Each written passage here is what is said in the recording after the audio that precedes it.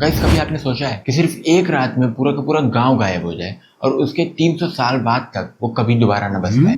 I know ये सुनने में काफी फिल्मी और फिक्शनल साउंड करता है, बट आज की हमारी वीडियो एक ऐसे ही गांव के बारे में है जो पहले पहले काफी अमीर और समृद्ध हुआ करता था। बट उसके बाद एक रात में कुछ ऐसा हुआ कि वो पूरा का पूरा गांव गायब हो गया और गांव वालों के श्राप के बाद वो दोबारा कभी नहीं बसे।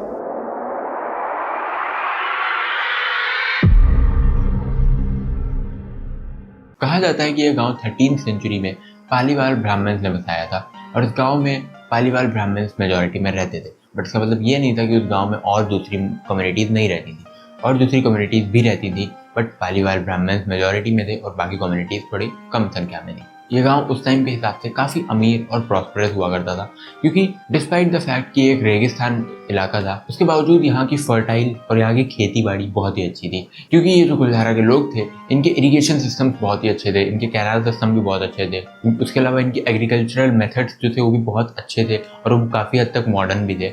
और उसके वजह से काफ़ी हद तक यहाँ पे जो सॉइल की फर्टिलिटी थी वो बहुत इंक्रीज हो गई थी और ये लोग आराम से खेती बाड़ी कर पाते थे। खेती बाड़ी के अलावा कुलधारा के लोग काफ़ी आर्टिस्टिक हुआ करते थे, उनको आर्ट्स एंड क्राफ्ट में बहुत ज़्यादा इंटरेस्ट होता था। इसीलिए वहाँ पे जो मिट्टी के बर्तन होते थे उस पर अलग अलग तरीके से कारीगरी करके लोग इन चीज़ों को बेचते और खरीदते रहते थे। तो कुलधारा में हमेशा से आर्ट्स एंड कल्चर को रिस्पेक्ट भी मिली है और वो हमेशा से कुलधारा में एक इम्पॉर्टेंट चीज़ भी रही है। उसके अलावा ट्रेड्स में काफ़ी बेहतर था कुलधारा। वो ट्रेड्स करते थे, अपने गुड्स को बाय एंड सेल करते थे, जिसकी वजह से ओवरऑल कुलधारा काफ़ी हद तक प्रॉस्परस हुआ करता था, काफ़ी अमीर एक रीजन था। और कुल मिला के कुलधारा में सब कुछ सही ही चल रहा था until one day. According to a very popular legend, एक दिन इस गांव में आता है सलीम सिंह। सलीम सिंह एक जैसलमेर का दीवान था और ये काफ़ी इंपॉर्टेंट और काफ़ी हाई पोस्ट होती है। तो जब सलीम सिंह यहाँ पे आया कुलधारा में अपना टैक्स कलेक्ट करने, तो उसकी नज़र पड़ती है गांव की मुखिया की लड़की के ऊपर, जो कि काफ़ी सुंदर थी और सलीम सिंह को वो लड़की बिल्कुल पसंद आ जाती है और उसे अब वो चाहिए थी। उस वजह से वो गांव वालों के सामने डिमांड रखता है कि मुझे इस लड़की से शादी करनी है। गांव वाले पहले से जानते थे कि सलीम सिंह एक काफ़ी क्रूअल, ईविल और सेल्फिश आदमी है, इसीलिए गांव वालों ने ऑफकोर्स मना करा। और जब गांव वालों ने मना करा तो सलीम सिंह ने उनको धमकाया कि वो उनके टैक्स को बढ़ा देगा और उनके गाँव को बर्बाद करके रख देगा, और अगर वो फिर भी नहीं माने तो वो वायलेंस करेगा, गाँव को जला देगा, यहाँ के लोगों को मार देगा। फिर ऑफकोर्स गांव के लोग डर गए और उन्होंने सलीम सिंह के जाने के बाद आपस में एक मीटिंग सी की। जितने भी गांव के बड़े थे उन सब ने वो मीटिंग की। वहाँ पे गांव के मुखिया ने अपनी बेटी से पूछा कि क्या तुम गांव वालों के लिए सेक्रीफाइस करने को रेडी हो। उसकी बेटी ने सर से तो हामी भर दी, पर उसके अंदर से वो बिल्कुल नहीं चाहती थी और गांव वालों ने ये चीज़ नोटिस कर ली। तो गांव वालों ने बोला कि नहीं, हम अपनी बेटी को शैतान के हवाले नहीं कर सकते, हम अपनी बेटी को उस शैतान के हवाले नहीं करने देंगे, चाहे कुछ भी हो जाए। मुखिया को यह बात सुन के काफ़ी अच्छा लगा और उनकी आंखों से खुशी के आंसू आ गए। उसके बाद उन्होंने डिसाइड किया कि अब हमारे पास एक ही ऑप्शन है, हम लोग को ये गांव एक ही रात में खाली करना पड़ेगा, जिससे सलीम सिंह हमारा कभी कुछ भी ना बिगाड़ पाए। गांव के बाकी लोगों ने मुखिया की बात मानी और गांव के लोग अपने जितना भी ज़रूरी सामान था और जो भी उनकी गाय भैंस या फिर ऊँट वगैरह थे वो सब बांधने लगे और उनको ले जाने की तैयारी करने लगे।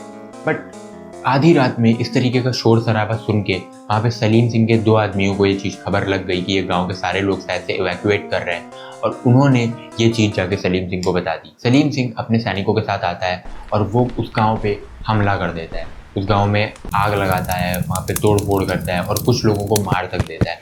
बट थैंकफुली मेजॉरिटी ऑफ लोग ऑलरेडी निकल चुके थे, बाहर जा चुके थे। तो वो लोगों ने ये जब डिस्ट्रक्शन होते हुए देखा तो उन्होंने पलट के उस गाँव को एक श्राप दिया कि वो दोबारा कभी नहीं बसेगा, और आज तक कुलधारा दोबारा कभी नहीं बसा है। अब वो सिर्फ एक टूरिस्ट साइट है जहाँ पे हम और आप जैसे आम टूरिस्ट वहाँ पे जाते हैं और वो पुरानी सभ्यता की यादों को ताज़ा करने की कोशिश करते हैं। हालांकि जो टूरिस्ट हैं उनमें से काफ़ी सारे लोगों ने वहाँ पे पैरानॉर्मल एक्टिविटीज़ भी नोटिस की हैं, जैसे कि बच्चों की आवाज़ें आना, किसी का रोना चिल्लाना और कुछ लोगों का हंसना। तो ये सारी चीज़ें ऑफकोर्स उनके पर्सनल एक्सपीरियंस हैं, इसके पीछे कोई साइंटिफिक बैकिंग नहीं है, बट ये लोगों ने नोटिस किया और उन्होंने अपने पर्सनल एक्सपीरियंसेस शेयर किए हैं।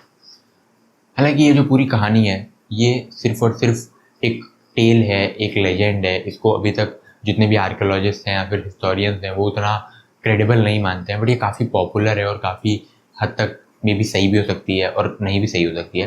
क्योंकि जो हिस्टोरियन का मानना है वो ये है कि ये एक दिन में नहीं हुआ था माइग्रेशन, ये मास माइग्रेशन हुआ था, but over a period of time हुआ था। क्योंकि जो हिस्टोरियंस और आर्कियोलॉजिस्ट के जो भी रीजन है वो ये है कि यहाँ पे ड्राउट आया हुआ हो सकता है, सूखा पड़ जाना, जिसकी वजह से खेती वगैरह पे काफ़ी फ़र्क पड़ा होगा, उसके अलावा इकोनॉमिक डिक्लाइन होना इस जगह का, क्योंकि इकोनॉमिकली भी 1800 के टाइम पे ट्रेड रूट्स चेंज हुए थे, तो मे बी यहाँ की ट्रेड काफ़ी हद तक उस पर फ़र्क पड़ गया हो, जिसकी वजह से लोगों की जो आर्थिक स्थिति है वो उतनी अच्छी ना रही हो, जिसकी वजह से उन्होंने यहाँ से जाने का सोचा हो।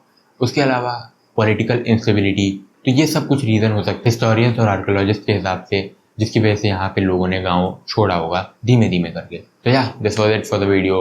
आपको कैसी लगी ये वीडियो, आप प्लीज़ मेरे को कमेंट सेक्शन में बताना, और आपको इस तरीके से और भी पुरानी स्टोरी से रिलेटेड या फिर हॉरर, क्रिमिनल या फिर हॉरर वीडियोस देखना अगर पसंद है तो प्लीज़ कमेंट बॉक्स में बताना, मैं बिल्कुल कोशिश करूँगा वो बनाने की।